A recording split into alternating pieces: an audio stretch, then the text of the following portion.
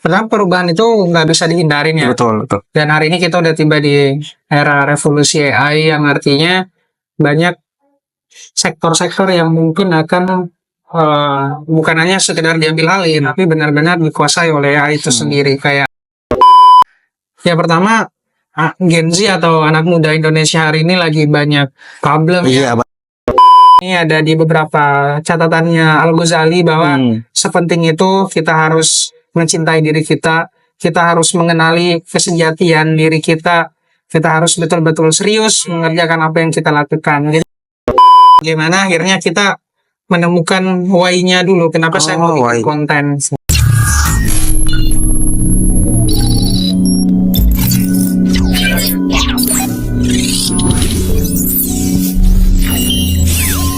Ngopi yuk. Yuk. Halo guys, kembali lagi di podcast Ngopi Dalam Lorong.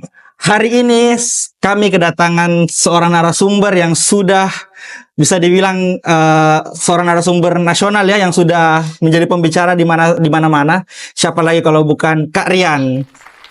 Terima kasih sudah diundang di Kopi Umi. Oke Kak, suasananya sangat-sangat luar biasa ya. Iya betul. Alhamdulillah Kak, karena kami masih belum nyangka lah bisa kedatangan kita di sini Kak. Nggak nyangka nih bisa ngopi di sini di Goa. Iya, karena ya, kita ini kan adalah konsepnya kopi di dalam lorong ya Kak. Kopi di dalam lorong. Kopi dalam lorong Kak. Kami memang mengangkat tema bahwa kayaknya dalam lorong juga itu bisa juga melakukan sesuatu hal gitu. Jadi peradaban di lorong dimulai dari kopi. Ya, itu bukan dari yang lain, tapi dari kopi dulu. Oke, gitu. Oke. Jadi saya sebenarnya Kak adalah fans berat, jadi saya mau banyak sekali di pertanyaan kayak mau saya tanyakan ke kita ini. Salah satunya mungkin Kak, kan kita akrab dikenal di media sosial sebagai seorang mungkin langsung presiden Gen Z ya. Bisa mungkin diceritakan sedikit Kak, sejarahnya itu presiden Gen Z itu lahir dari mana gitu? Apakah dari orang atau kita sendiri atau bagaimana Kak? Ya, sebenarnya bentuk dari presiden Gen Z itu manifestasi dari personal branding sebenarnya. Personal branding. Jadi bagaimana akhirnya kita mencitrakan diri kita agar orang lain tuh minimal tidak lupa. Karena hari ini banyak sekali konten yang beredar di sosial media itu narasinya hampir sama, visualnya hampir sama, bahkan kata-katanya hampir sama. Betul. Jadi akhirnya audiens tuh kayak tidak melihat sesuatu yang baru. Tidak ada yang berbeda ya gitu. Tidak ada diferensiasi lah. Makanya kenapa personal branding yang harus diwujudkan itu penting, minimal melalui sebuah labelisasi atau apapun itu, agar audiens ini tidak akhirnya melihat konten kita itu sama dengan yang lain. Jadi kayak ada pembedanya ya antara kita sama konten kreator lain ya gitu. Minimal gitu, kayak ketika kita ngebahas satu spesifik isu, ada yang menjadi pembeda. Pembeda itulah yang akhirnya bikin kita yang nggak akan minimal gampang dilupa oleh orang lain. Kenapa presiden Gen Z? Ya itu adalah bentuk bagaimana saya ingin mencitrakan diri saya ketika ngebahas tentang isu-isu politik. Jadi ya ketika ngomongin isu yang berkaitan dengan Gen Z, ya saya harus paling depan, saya harus paling cepat, saya harus paling aktual, saya harus paling seenggaknya punya perbedaan itu tadi. Dan dari mana namanya sebenarnya itu diciptakan oleh saya sendiri, meskipun saya agak sedikit menerima banyak masukan ke orang dari orang lain bahwa iya kalau misalnya ngomongin kebijakan mending kamu jadi presiden. Sebenarnya ungkapan yang saya terima dengan saya banyak orang yang bilang begitu ya Kak, dengan bentuk personal branding. Banyak yang bilang begitu ya kayak misalnya. Iya, banyak pasti. Iya. Terus Gen Z itu karena memang kita Gen Z atau memang karena kita lebih fokusnya ke Gen Z saja? Iya, dua-duanya sih. Pertama memang mau incar segmennya Gen Z. Gitu ya. Dan kebetulan ya saya juga Gen Z. Gitu. Oke. Lantas kalau boleh dijelaskan sedikit Kak, sekarang Gen Z sekarang itu yang di mata itu seperti apa sih sebenarnya yang sekarang perkembangan Gen Z itu di era sekarang itu gimana? Ya pertama Gen Z atau anak muda Indonesia hari ini lagi banyak problem. Iya banyak sekali Kak, super. Karena saya juga kebetulan Gen Z juga Kak. Banyak beban, banyak tanggungan, banyak ekspektasi yang ada di pundaknya. Nah, itu Betul, Gen Z betul. sekarang tuh. Iya. Dan sekarang tantangannya lebih berat karena kita tiba di era sosial media ya. Iya, betul sekali Di Kak, sosial mana hari media. ini seolah-olah kita harus seperti dia, Iya, seolah-olah betul. kita harus menjadi dia, padahal ya sejatinya jangan-jangan kita tidak harus jadi seperti dia. Betul. Nah, hari ini kecemasan yang paling utama bagi anak muda adalah kecemasan sehari-hari, seperti bagaimana saya ke depannya, saya mau jadi apa, apakah saya bisa dapat pekerjaan ke depannya. Nah, itu kecemasan atau kegelisahan yang hari ini mengemuka di diskusi anak muda sebenarnya, meskipun jarang sekali di spotlight di beberapa media, di beberapa narasi, selalu dikaitkan dengan ya mungkin masalah lingkungan, masalah ini, tapi yang paling dalam tuh masalah self esteem, masalah tentang kegelisahan eksternalnya kita atau internalnya kita. Jadi melihat Gen Z hari ini sebenarnya bukan hanya dari kacamata biologis, tapi itu melalui kacamata sosial juga, dalam artian kita nggak bisa ngejudge Gen Z harus seperti ini atau harus seperti itu, Iya, betul. berdasarkan kacamata sempit, tapi kita harus melihat bagaimana Gen Z yang ada di daerah atau di kota itu dibesarkan seperti apa.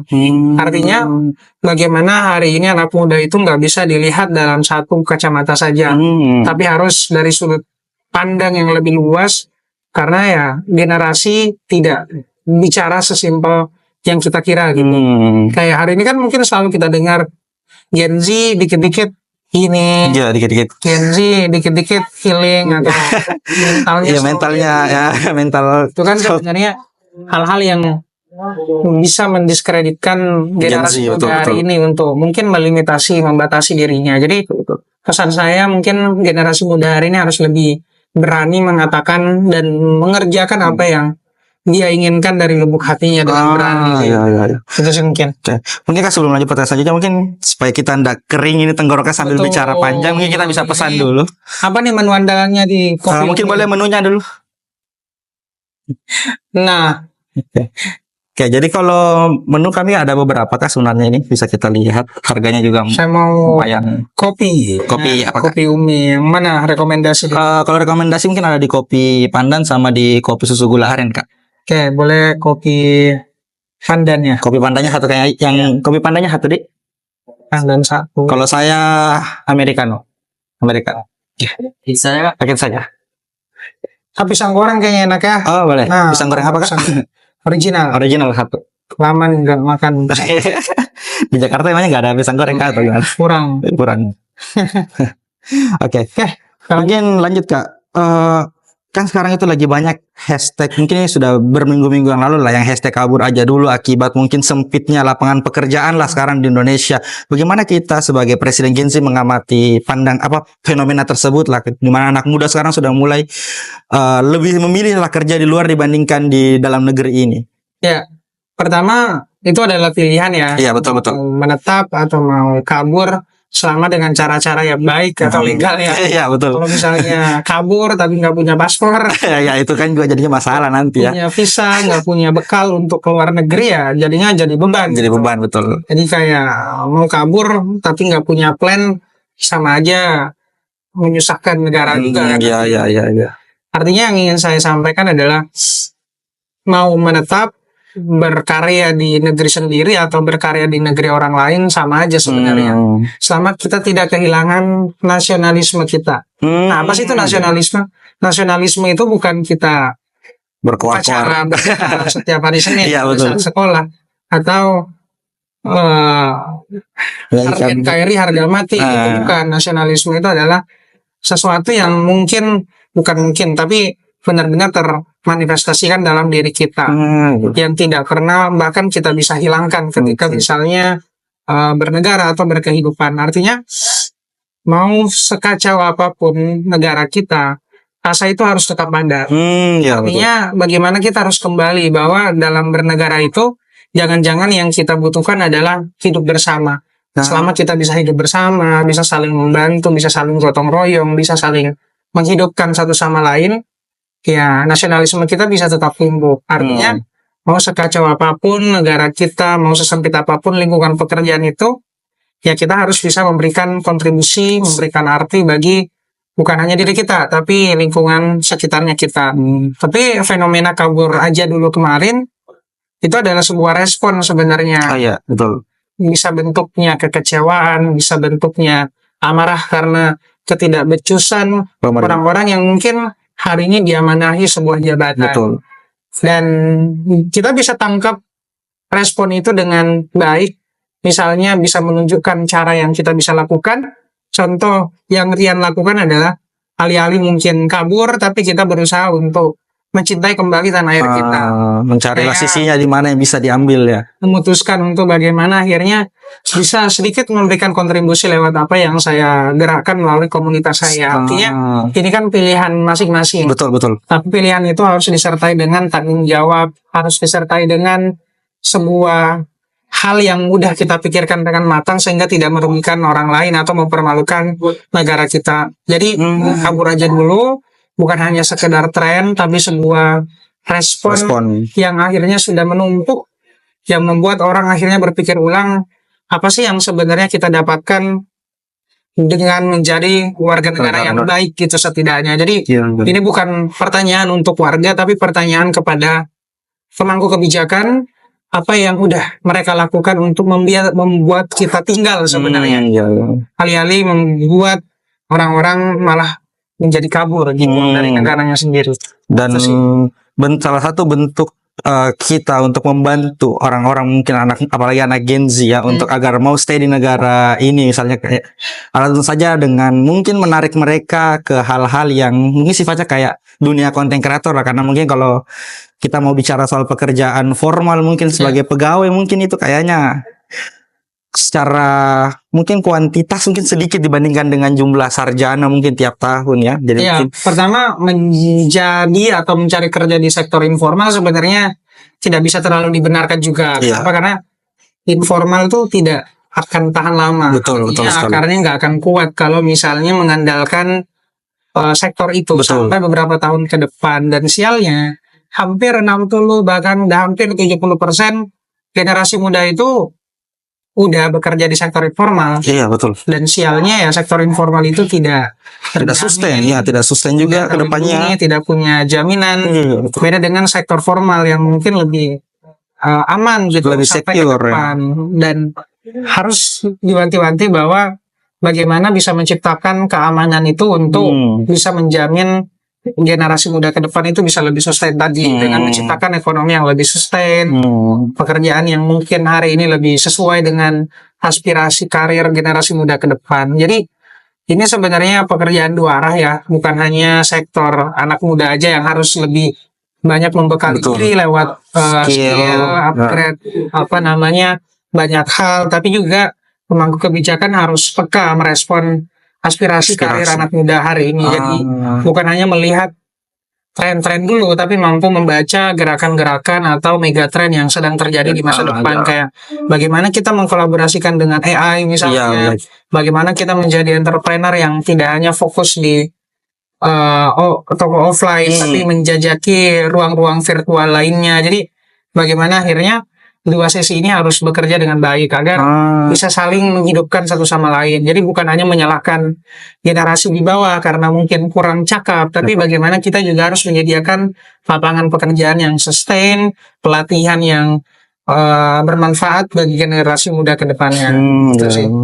Cuman sekarang kan ini kan lagi banyak juga ketakutannya lah anak-anak Gen Z sekarang, kayak saya juga mungkin salah satunya yang merasakan ketakutan akan perkembangan dunia teknologi sekarang. Salah satunya itu adalah AI, generatif AI ya, yang sekarang kita mungkin baca beritanya banyak sekali, bahkan sampai World Economic Forum juga sudah mengeluarkan reportnya sendiri bahwa ada banyak sekali jenis-jenis pekerjaan yang akan hilang ketika AI ini dimasifkan, terutama di tahun 2025 ini. Kira-kira ada tidak saran-saran untuk Gen Z mungkin terkait untuk menghadapi masa-masa AI yang akan mungkin kedepannya akan semakin parah ini? Karena pertama perubahan itu nggak bisa dihindarin ya. Betul. Dan hari ini kita udah tiba di era revolusi AI yang artinya banyak sektor-sektor yang mungkin akan bukan hanya sekedar diambil alih, tapi benar-benar dikuasai oleh AI itu sendiri. Kayak sebenarnya isu ini kan bukan hanya terjadi hari ini, tapi dia pelan-pelan tuh bisa sampai sekarang memuncak. Kayak udah banyak sebenarnya sektor yang menggunakan AI iya, gitu. betul. Misalnya algoritma kita hari ini gunakan, sosial media, terus bagaimana pekerjaan yang udah terotomatisasi itu kan udah lebih duluan datang, tapi hari ini lebih masif karena sudah sampai ke lingkup kehidupan terkecil kita. Kayak misalnya kita ngerjain tugas, kita sudah bisa pengen interview kerja, betul. kita pengen belajar bahasa, itu kan udah sampai di sendi-sendi kehidupan anak muda hari ini. Tapi bagaimana kita menyikapinya sebagai anak muda? Satu yang saya pahami bahwa ini merujuk juga dengan apa yang dikatakan oleh Jensen Huang ya, CEO-nya Nvidia. Dia bilang yang memang akan ada banyak pekerjaan yang tergantikan oleh AI, tapi akan ada lebih banyak lagi pekerjaan baru yang akan muncul. Artinya opportunity itu yang harus anak muda lebih dulu tangkap. Dengan apa? Dengan tidak hanya mengandalkan satu skill atau satu kemampuan saja. Betul. Menjadi divergen adalah kunci generasi muda hari ini untuk lebih bisa survive ke depannya. Lagi-lagi adaptasi adalah kunci kan, survival of the fittest katanya Herbert Spencer, terus diulang lagi sama Charles Darwin. Artinya adalah bagaimana kita mampu menganalisis situasi yang terjadi hari ini. Percayalah bahwa di setiap krisis itu pasti ada selalu peluang. Peluang, betul. Dan peluang itu tidak boleh didiamkan, dia harus direspon, dia harus dianalisa, dia harus diuji, dan dia harus dikaji lebih dalam gitu, sesuai dengan mungkin keunikannya kita. Tapi kita nggak akan bisa sampai di level itu kalau generasi muda aja nggak tahu nih bisanya apa. Saya mencari passion atau kemauan, keahlian. Belum mencintai dirinya, artinya self love, belum tahu tentang self awareness, tentang kesadaran bahwa saya mau arahkan diri saya kemana. Itu mustahil tuh kita bisa berkolaborasi dengan AI. Jadi bukan tentang bagaimana kita harus menyikapi AI sebenarnya, tapi menyikapi perubahan itu dengan memanfaatkan pesona atau persona yang ada di dalam diri kita. Jadi pelajaran pertamanya adalah bagaimana kita harus terkoneksi dulu nih dengan diri kita sebelum mengkoneksikan diri kita ke ChatGPT. Koneksikan bahwa ya saya mau nge-prompt diri saya kayak gini. Jadi sebelum nge-prompt ChatGPT, prompt dulu diri sendiri ya, kan?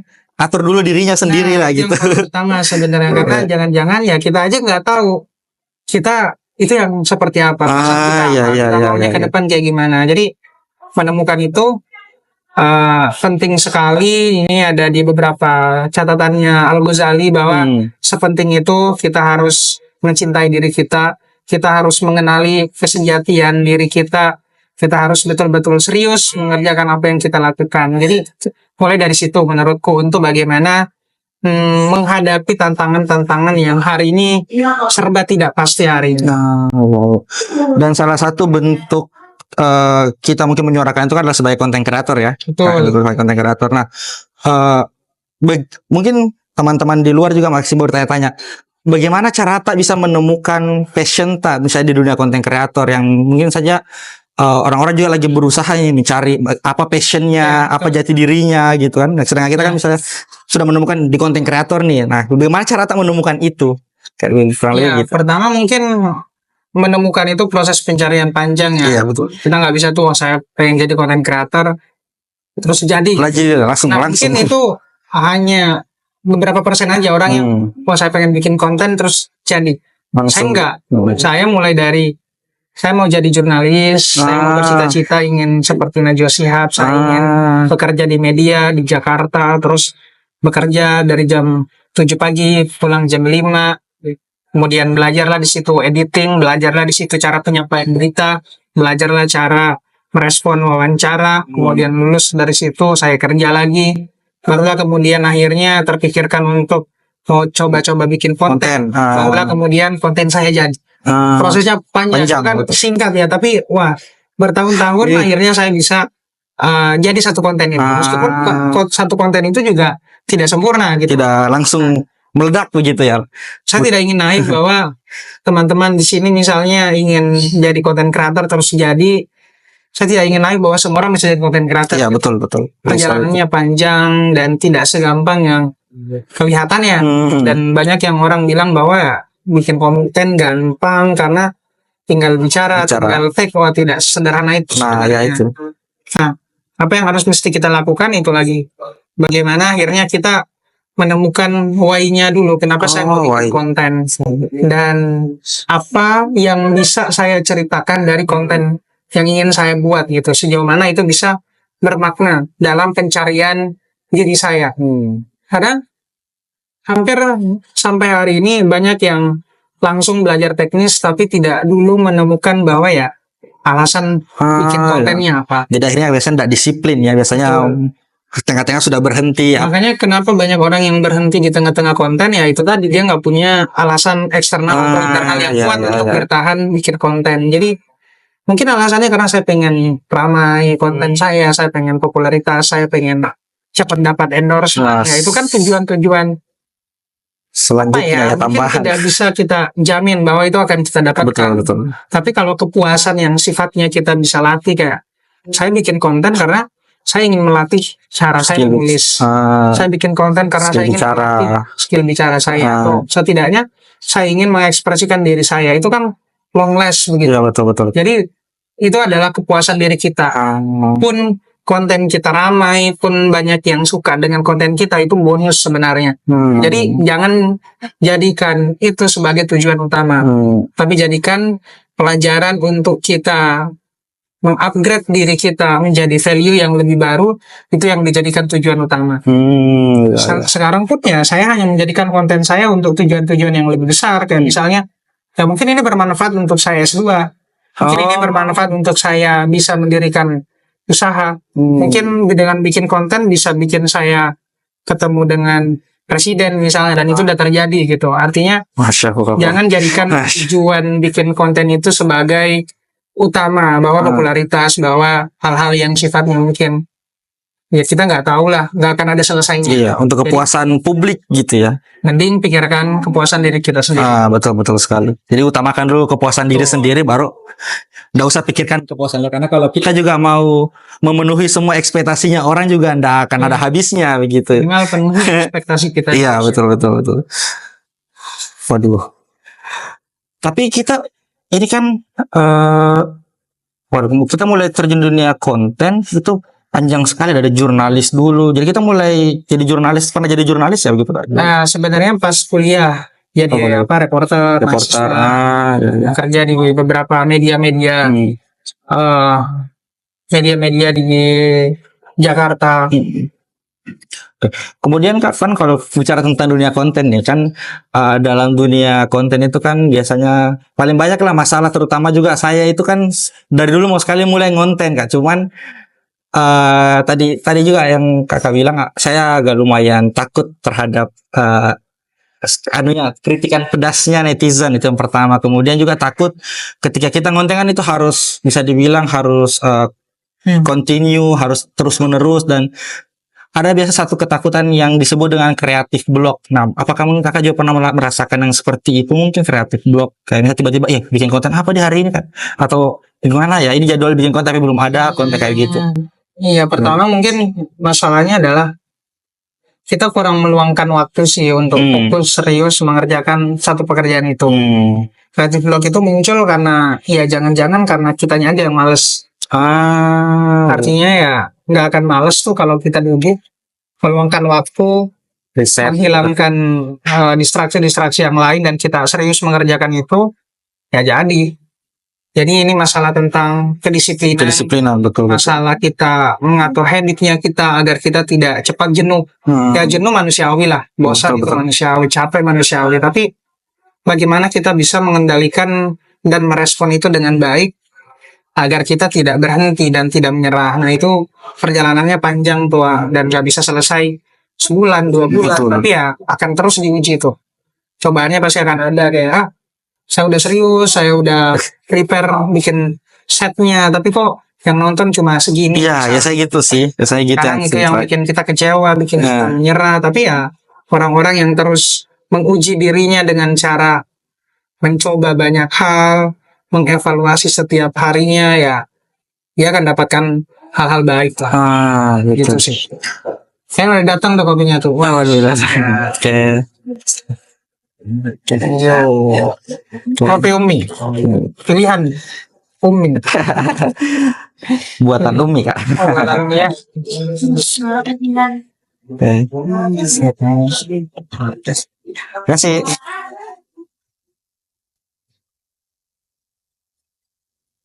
Itu sih.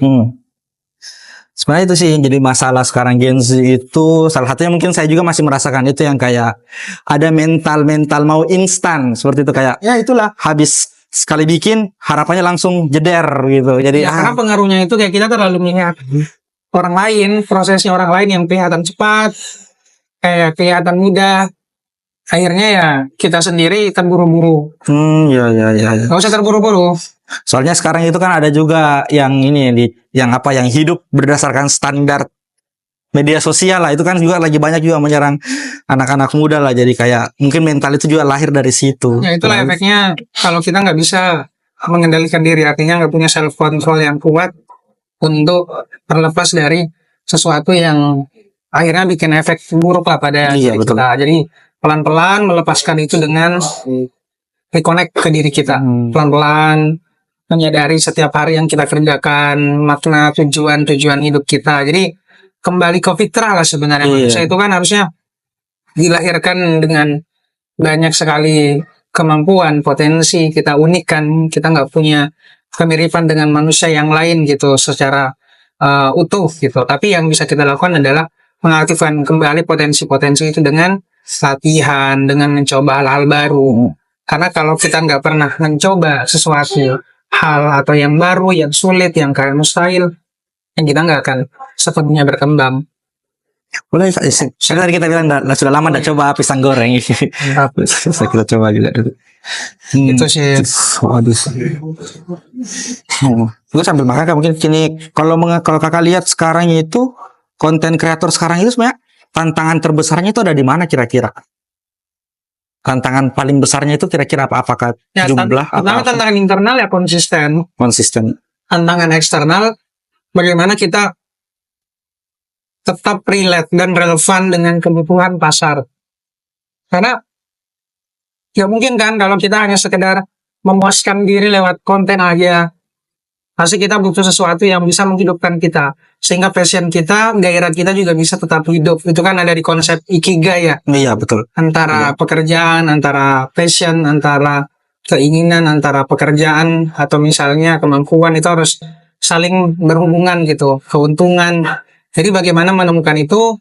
Teman-teman harus cari caranya masing-masing, karena nggak semua orang caranya sama. Iya. Pasti punya way yang beda-beda lah. Dan temukan jalannya beda. Cara itu, jalannya teman-teman. Dan jalan itu kan tercipta kalau kita berani menyusuri semak-semak kan. Barulah tercipta jejak setapak demi setapak tuh. Kalau kita nggak berani buat menyusur jalan yang baru ya kita akan tersesat selamanya tuh. Cuma ngikutin jalannya orang lain. Tapi kalau mengenai konten kan itu pasti kita bicara tentang virality, tentang bagaimana sebuah konten itu viral. Mungkin apakah dari kalian ada saran gitu, minimal kayak ada guideline ya, kira-kira konten kayak begini kira-kira yang mungkin bisa viral apa segala macam, atau ikuti saja passion nanti akan viral sendiri, atau bagaimana menurut? Kunci pertama sih sejauh ini relate ya. Jadi pesan yang kita pengen ceritakan tuh sampai di orang lain, sampai benar-benar hatinya, terus pesannya. Jadi benar-benar mengebuat kita tuh ngerasa, oh iya betul, oh iya saya relate, saya merasakan yang sama, oh iya saya marah. Dan unsur yang paling cepat viral itu yang dibumbuhi dengan emosi. Ya. Rasa marah, sedih, kecewa, atau kayak kita menunjukkan keluapan apapun yang bentuknya emosi, itu pasti pengunjungnya pasti ramai. Dibandingkan dengan mungkin kita hanya sekedar menyampaikan informasi, datar, terus kayak tidak ada permainan emosi, itu pasti kurang menggigit aja. Jadi usahakan konten yang kita bikin itu dibuat dengan hati, keperasaan lah. Apapun karya yang selalu ditiupkan dengan hati atau perasaan ya pasti akan sampai tuh ke hati yang lain. Jadi setiap apapun yang kita kerjakan, usahakan pikirkan perasaan orang lain, perasaan kita, bahwa konten yang kita buat itu akan menyakiti orang lain atau enggak, atau misalnya akan berdampak seperti apa ke orang lain. Jadi barriernya standarnya sebenarnya itu. Mungkin kayak ini saya langsung minta suatu kita ada contoh gitu. Misalnya kalau kita anggaplah kita misalnya diminta untuk membuat sebuah konten untuk misalnya let's say kopi Umi, kopi yang dengan konsep kopi dalam lorong, kira-kira konten seperti apa yang akan kita buat kurang lebih? Kalau saya pertama konsepnya di lorong ya kayak mungkin satu hari ya. Misalnya setiap hari Jumat teman-teman di sini bikin satu venue. Untuk anak-anak lorong itu speak up. Bicara apa keresahan sebagai anak muda yang tinggal di lorong itu kan nggak pernah kita tahu. Ya betul-betul nggak pernah ada yang bikin seperti itu juga sih. Kenapa mereka misalnya setiap waktu keluar rumah gitu? Iya betul. Jarang di rumah. Mereka kan akan bercerita tuh di rumah saya sempit misalnya. Atau lingkungan saya seperti ini. Jadi Kopi Umi bisa jadi wadahnya anak-anak muda lorong untuk bicara tentang kegelisahan mereka di lorong, sehingga itu bisa jadi rujukan dan mungkin bisa jadi masukan bagi orang-orang yang tertentu yang mungkin menjalankan tugas atau misalnya ya sekedar bikin satu ruangan curhat di sini untuk anak-anak lorong. Bisa entah kebutuhan untuk konten atau sekedar serius mendengarkan curhatan itu, saya rasa itu penting sih. Bukan ruang konseling ya seperti itu. Jadi kalau memang konsepnya ingin jual persona lorong ya betul-betul peduli dengan perasaan anak-anak di sana. Kan artinya kita harus terhubung dengan audiensnya kita. Karena percuma kita bahas tentang lorong tapi kita nggak tahu masalah anak lorong itu apa. Jadi mulailah mendengarkan apa yang mau dimaui oleh audiens atau apa yang mau dimaui orang-orang sekitar seperti itu. Saranku itu sih, jadi mungkin ya setiap hari Minggu misalnya. Ya. Menarik sekali.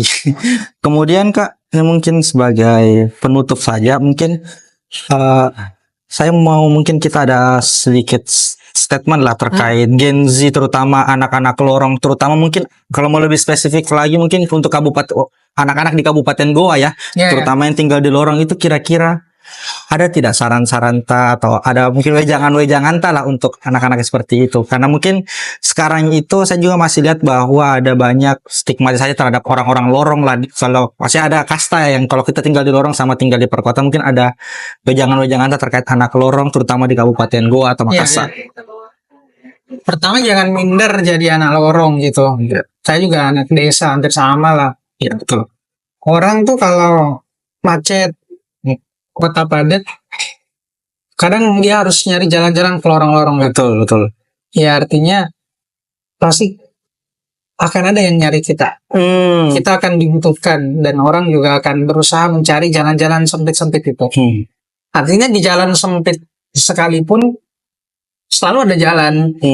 Jadi ya jangan merasa saya nggak punya jalan. Selama terus berusaha, selama terus mencari, selama terus belajar menguji diri, ya jalan itu akan tercipta sih. Jadi temukan jalan teman-teman, jangan merasa bahwa ya saya anak lorong, saya nggak punya jalan, saya nggak punya masa depan. Betul. Itu adalah pemikiran yang sempit sebenarnya, karena sejatinya et maioran atau sum, ya manusia itu dilahirkan dan ditakdirkan untuk melakukan hal-hal yang besar. Hal-hal besar itu bukan hanya untuk diri kita, bukan hanya sebatas ruangan di dalam rumah kita, tapi lebih luas daripada itu, untuk lingkungan kita, untuk bangsa, negara, dan untuk agama kita. Jadi berpikirlah lebih besar, bukan hanya untuk kepentingan diri sendiri, tapi kepentingan orang banyak. Waduh, bagus sekali. Mungkin karena kita juga dibatasi oleh waktunya, juga sudah pukul agak malam ya sepertinya. Siap. Jadi kita mungkin cukupkan sampai di sini. Mungkin kita akan banyak berbincang lagi di kesempatan-kesempatan lain nanti ke depannya. Ya, jangan lupa mampir ke Kopi Umi. ini. Baik. Pilihan anak muda Goa ya. Iya, betul. Oke. Mungkin terima kasih banyak Aryan sudah hadir di podcast ngopi dalam lorongnya Kopi Umi. Buat teman-teman sekalian, semoga dari hasil perbincangan kami, mungkin jika masih ada yang mau ditanyakan, bisa tulis saja di kolom komentar. Jangan lupa juga jika teman-teman merasa bahwa podcast ini bermanfaat, teman-teman boleh share lah ke teman-teman, keluarga, bahkan mungkin yang relate anak-anak Gen Z lah. Boleh share-share-nya. Sampai jumpa di episode podcast selanjutnya. Dadah. I got so much more. Time,